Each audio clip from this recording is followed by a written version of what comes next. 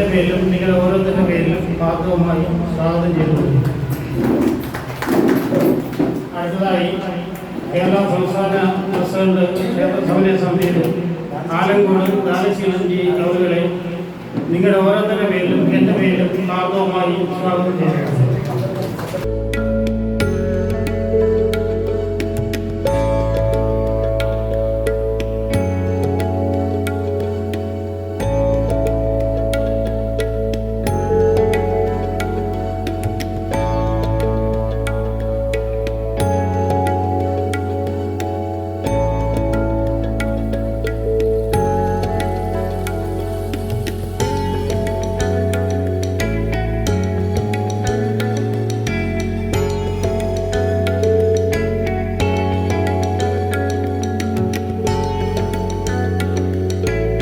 കേരള ക്ഷേത്ര സമിതി സംസ്ഥാന വ്യാപകമായി ഇക്കഴിഞ്ഞ രാമായണ മാസത്തിൽ നവരാത്രിയോടനുബന്ധിച്ച് ദേവി ഭാഗവതം ചെയ്ത ആ അവസരത്തിൽ കേരളത്തിലെ പാരായണക്കാരുടെ പ്രോത്സാഹനം എന്ന രീതിയിൽ അവർക്കൊക്കെ ഒരു ആദരവ് കൊടുക്കുന്നതിന്റെ ഭാഗമായിട്ട് ഒരു മത്സരം നടത്തുകയാണ്. അപ്പോൾ ധാരാളം വീഡിയോകൾ നമ്മുടെ ജില്ലയ്ക്ക് ലഭിക്കുകയുണ്ടായി. അതിൽ നിന്ന് തിരഞ്ഞെടുത്ത ക്ഷേത്രങ്ങളെയും വ്യക്തികളെയുമാണ് ഇന്നിവിടെ ആദരിക്കുന്നത്. ക്ഷേത്ര ആരാധനയും ക്ഷേത്ര വിശ്വാസങ്ങളെയും ഒക്കെ നമ്മൾ നിലനിർത്തുന്നതിനും ആചാരങ്ങൾ നിലനിർത്തുന്നതിനും ഒക്കെ നമ്മൾ ഈ സംഘടനയിലൂടെ പരിശ്രമിക്കുന്നതാണ്.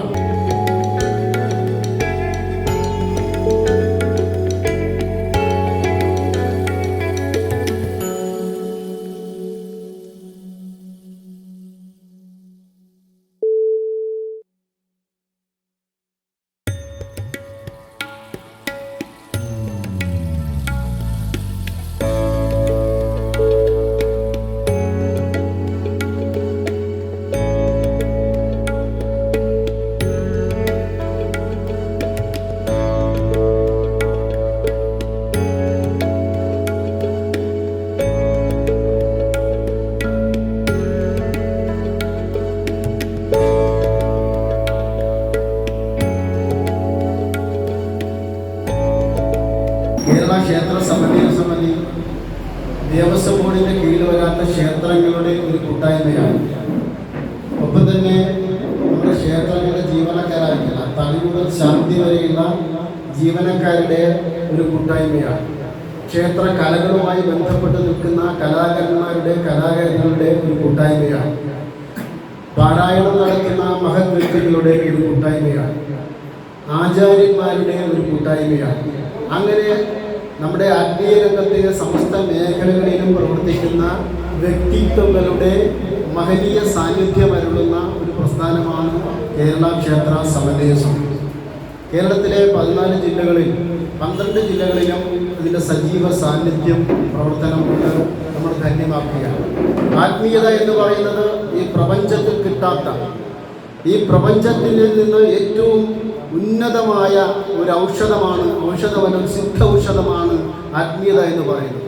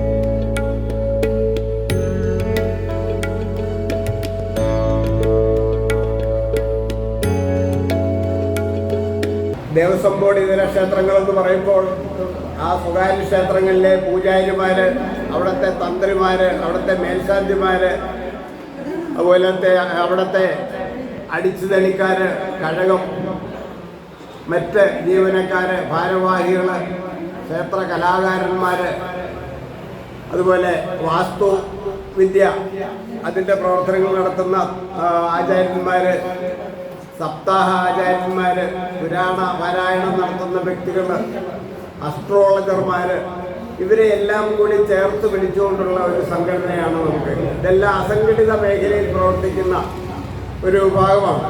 അവർക്ക് ആർക്കും തന്നെ സർക്കാരിൽ നിന്നോ മറ്റേതെങ്കിലും സംഘടനകളിൽ നിന്നോ ഏതെങ്കിലും തരത്തിലുള്ള പെൻഷനോ ക്ഷേമനിധിയിൽ നിന്നുള്ള ആനുകൂല്യങ്ങളോ ഒന്നും തന്നെ ലഭ്യമല്ല.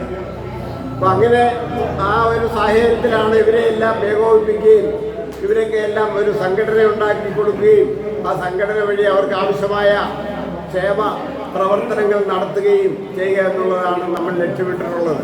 കഴിഞ്ഞ 30-35 വർഷക്കാലമായിട്ട് പ്രൊഫഷണൽ നാടക രംഗത്ത് നടനായി പ്രവർത്തിക്കുന്ന എനിക്ക് ഉത്സവ വേദികൾ എന്ന് പറയുന്നത് ക്ഷേത്രങ്ങളെ സംബന്ധിച്ചുള്ളതാണ്.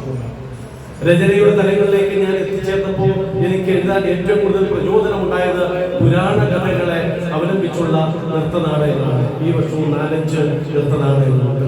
രാമായണത്തെ അവലംബിച്ചുള്ള ശൂർപ്പണഖയും അതോടൊപ്പം തന്നെ ഭാഗവരാമനും ഒക്കെ ഉൾപ്പെടുന്നത് ഇങ്ങനെ എഴുതിയിട്ടുള്ളതാണ്. ക്ഷേത്രായനെ ഇത് ക്ഷേത്രം എന്ന് പറയുന്നത് ശത്രുക്കളിൽ നിന്നും പ്രാണനം ചെയ്യുന്നത്, നാശത്തിൽ നിന്നും സംരക്ഷിക്കപ്പെടുന്നതാണ് ക്ഷേത്രം എന്നുള്ളതാണ്. അവിടെ ആചാരങ്ങളാണ് സംരക്ഷിക്കപ്പെടേണ്ടത്. ആചാരങ്ങൾ അനാചാരങ്ങൾക്ക് വഴിമാറിയപ്പോഴാണ് ക്ഷേത്രങ്ങളുടെ പ്രാധാന്യം നഷ്ടപ്പെട്ടു പോയത്. ആചാരങ്ങൾ എവിടെയായിരുന്നു എന്ന് ചോദിച്ചു കഴിഞ്ഞാൽ അത് സയൻസുമായിട്ട് ബന്ധപ്പെട്ടതായിരുന്നു. ഭാരതീയ സംസ്കാരം എപ്പോഴും ബന്ധപ്പെട്ട് നിൽക്കുന്നത് സയൻസുമായിട്ടാണ്. ക്ഷേത്രങ്ങളുടെ ഉത്ഭവം കാർഷിക അഭിവൃദ്ധിയുമായിട്ടായിരുന്നു, കാർഷിക ഉത്സവങ്ങളുമായിട്ടാണ്, കാർഷിക സംസ്കാരത്തിൽ ഉടലെടുത്തതാണ് ഭാരതീയ ക്ഷേത്ര സംസ്കാരം എന്നുള്ളതാണ് ഏറ്റവും പ്രധാനം. കാര്യം ക്ഷേത്രങ്ങൾ ഉണ്ടാകുന്നതിന് മുമ്പ് തന്നെ അവിടെ കാവുകൾ ഉണ്ടായിരുന്നു. കാവുകളിൽ ബിംബങ്ങളിലായിരുന്നു, അമൂർത്ത രൂപങ്ങളായിരുന്നു. ആ അമൂർത്ത രൂപങ്ങളെ മൂർത്ത രൂപങ്ങളാക്കി മാറ്റി ബിംബങ്ങളിലേക്ക് ആവാഹിച്ച് അവിടെ ഊർജ സ്രോതസ്സുകളാക്കി മാറ്റി ആ ഊർജ സ്രോതസ്സുകളെ വിവിധ തലങ്ങളിലേക്ക് ജനങ്ങളിലേക്ക് വികിരണം ചെയ്യുന്നതാണ് ക്ഷേത്രങ്ങളായി മാറിയത്. ലോകത്ത് 9 മതങ്ങളുണ്ട്. ആ 8 മതങ്ങൾക്കും ഒരു ദൈവമുള്ള ഒരു പുസ്തകമില്ല. പക്ഷേ നമ്മളെ സംബന്ധിച്ചിടത്തോളം നമുക്ക് 33 കോടി ദൈവങ്ങളും 10,000-കണക്കിന് ആത്മീയ പുസ്തകങ്ങളും, പുതിയ പുതിയ ആത്മീയ പുസ്തകങ്ങൾ ഒരേ സമയത്ത് ഇറങ്ങിക്കൊണ്ടിരിക്കുക.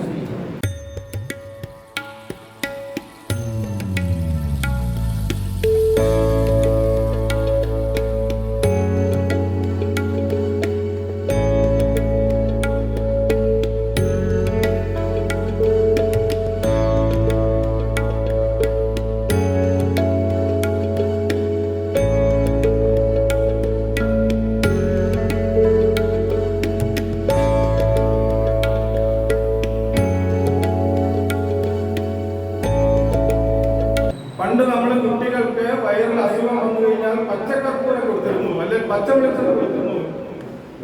ജനിച്ചു വീഴുന്ന കുട്ടിക്ക് നേരെ കൊടുക്കാൻ നമ്മുടെ കയ്യിൽ വേറൊന്നും ഇല്ലാന്നുണ്ടെങ്കിൽ പച്ച വെളിച്ചെണ്ണ, ശുദ്ധമായ പച്ച വെളിച്ചെണ്ണ മാത്രം കൊടുത്താൽ മതി. പക്ഷെ ഇന്ന് അത് മാറി. ഇവിടെ ഇപ്പോൾ ഒരു കൊച്ചു കുട്ടിയെ കൊണ്ട് വന്നിരുന്നു.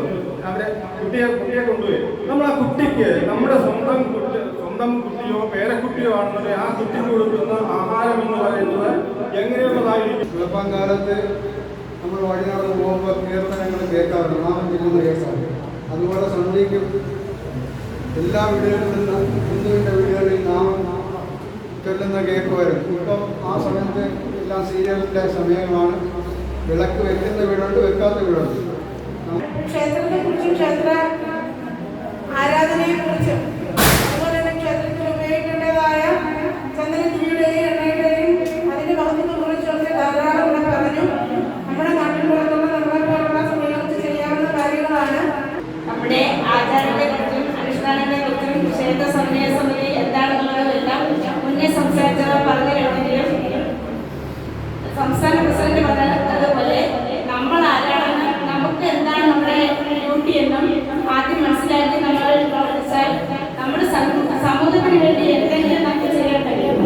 അറിയുമോ കൂട്ടുകാരാ ആരാണ് നീ എനിക്കെന്ന് നേറുന്ന ഹൃദയത്തിലെന്നും തേന്മഴയായി പെയ്യുന്നു നീ മനസ്സിൽ തറയ്ക്കും മുക്കത്തിൻ മുള്ളുകൾ തഴുകിയകറ്റും പനിനീർതളം നീ ആരുമറിയാത്ത രഹസ്യങ്ങളൊക്കെയും പങ്കുവയ്ക്കുന്നു നമ്മളെക്കാലവും.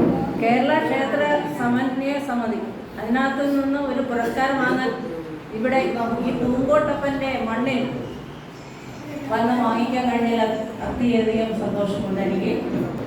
ഇതുവരെ കേട്ട പ്രഭാഷണങ്ങളിൽ നിന്നെല്ലാം ഞാൻ മനസ്സിലാക്കിയത്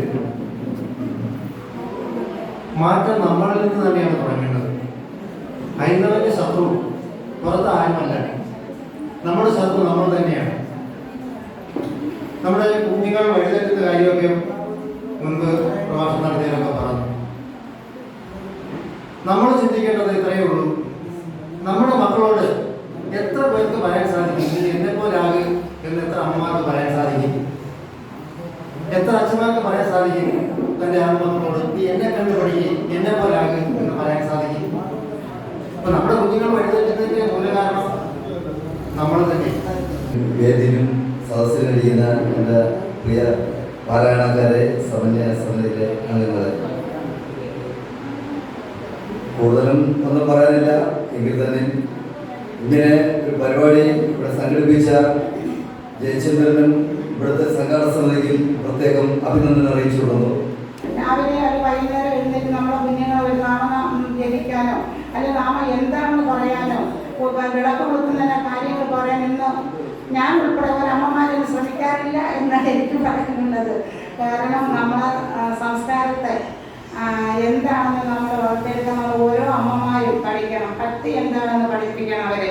പുരാണങ്ങൾ എന്താ, നാമച്ചിരുന്ന എന്താ, നാമച്ചിരുന്ന ഗുണങ്ങൾ എന്താണ്, അതിൻ്റെ പോസിറ്റീവായിട്ട് അവരെ പറഞ്ഞ് മനസ്സിലാക്കാൻ ഇവിടെ കൂടിയിരിക്കുന്ന അമ്മമാരെങ്കിലും ഈ ക്ഷേത്ര സമന്വയ ബ്രഹ്മപുരാണ എന്നുള്ള സംഘടനയിൽ കൂടി പ്രവർത്തിച്ച് ഈ സമൂഹത്തിന് വേണ്ടി അതിന് ഞങ്ങളോടൊപ്പം നിന്ന് പ്രവർത്തിക്കുന്ന നിങ്ങളോടെല്ലാം താഴ്മയിൽ ഞാൻ അപേക്ഷിക്കുന്നു. ഞാൻ ഇതിൻ്റെ കർത്തവ്യത്തിലേക്ക് കിടക്കുകയാണ്.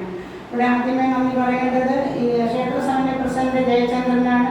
ഇങ്ങനെ ഒരു പരിപാടി സംഘടിപ്പിക്കുകയും ഇത്രയും ആൾക്കാരെ കുട്ടി വളരെ ബുദ്ധിമുട്ട് അനുഭവിച്ചാണ് ഇങ്ങനത്തെ ഒരു പരിപാടി ഇവിടെ സംഘടിപ്പിച്ചത്. അത് ജയചന്ദ്രന് ക്ഷേത്ര സമന്വയയുടെ പേരിൽ ഞാൻ നിങ്ങൾക്ക് നന്ദി അറിയിക്കുന്നു. കൂടാതെ ജില്ലാ പ്രസിഡന്റ് ദാനശീല സാറ്, സംസ്ഥാന പ്രസിഡന്റ് ദാനശീല സാറും അതുപോലെ തന്നെ എത്ര ദൂരം നിന്നാണ് എന്തെല്ലാം കാര്യങ്ങൾ ഒഴിവാക്കിയിട്ടുണ്ടെന്ന് ഇത്രയും സമയം നമുക്ക് വേണ്ടി ഇവിടെ ചെലവഴിച്ചു. പക്ഷെ നമ്മളിവിടെ കസേരകൾ മാത്രമായി അതിന്